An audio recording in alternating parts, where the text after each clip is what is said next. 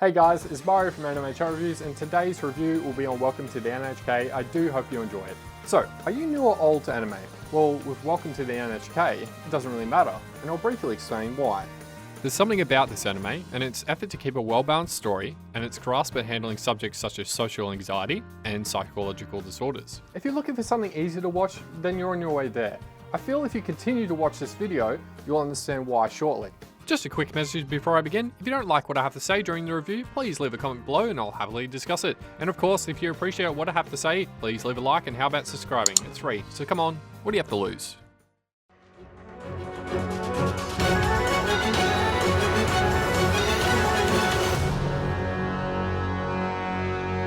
As the title says, N.H.K refers to the public broadcaster Nippon Hikikomori Kyokai, but in the series, the main protagonist thinks it stands for Nihon Hikikomori Kyokai, or the Japanese Hikikomori Association, which is a source to the main character's claim of disruptive conspiracy led by the N.H.K, which is a real-life broadcaster.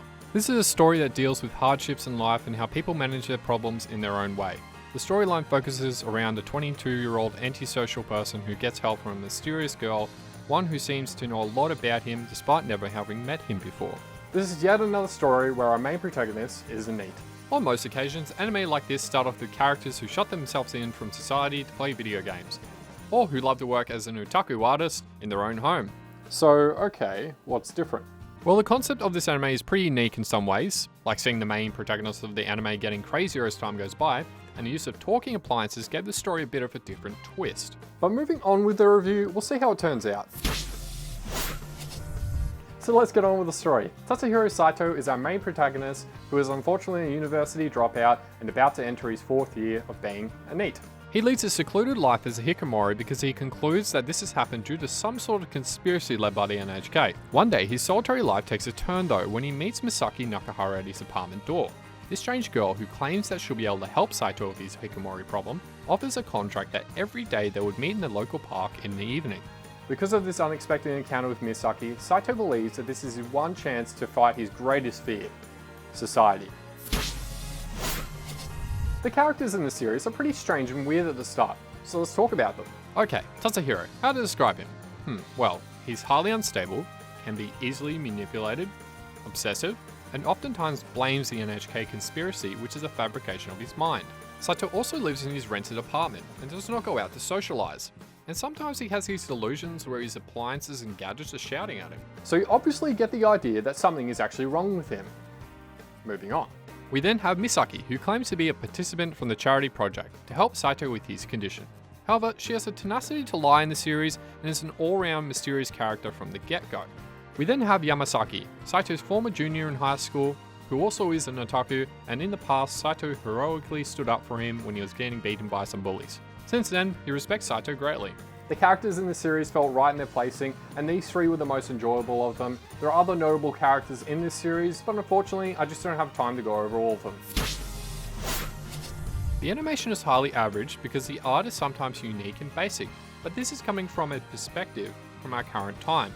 Seeing how this anime is from 2007, we can give it a pass of not being the best quality. However, this is just a quick note, there are times in the art and animation where it seems to be unbalanced. It's not that bad really. The drawings are sometimes pretty basic. There are times also that it's focused in detail. I just got used to the whole animation of the series though, and ended up loving it. I also like the way they put an effort on the background objects such as books, computers, appliances, and other stuff. It's definitely something I look at when it comes to the overall artwork of an anime. The opening song was quite a music and classic, but unfortunately it just wasn't that memorable for me.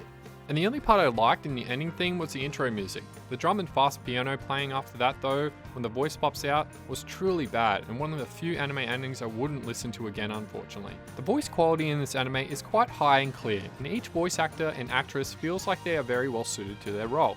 The main protagonist also acts as a narrator throughout the series and is pretty good in his role, and the music played throughout some situations were actually pretty good. The story is very weird at the beginning, especially when you get to know the main character and his problem. The storyline also tells something about his life. Aside from the drama, I can say the series has a part of it which should be labelled as slice of life. But honestly, I sense at the start of this anime that there may be an interesting romantic ending. The way our protagonist and heroine meet in the first episode, that their relationship might grow into something in a mysterious way. I really love a series like this, and a good example would be Kaicho Wild Maid Summer. A good anime in my opinion, and I highly recommend you watching it. But back to N.H.K. The characters of the story are the strongest aspect of this anime. They're really good in their role, and each has their own purpose. And each of the characters shows strong and weak points, and they even show some development along the way.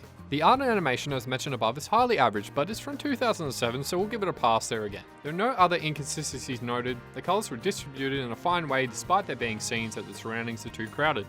The character designs are sometimes unbalanced, but all is fine. The soundtracks are entertaining, but I just don't like the ending track. But the piano and drum intro hits the spot, and the voice acting and sound effects are blended throughout the anime to a good level. So with that said, I'm going to give this anime a C+. It's not terrible, nor is it amazing, it's just right. So if you have the spare time to watch it, I highly recommend you do. Thanks for watching the video guys, I do hope you enjoyed it, and I would be honoured if you liked the video and subscribe to our channel as well, as it really helps us out.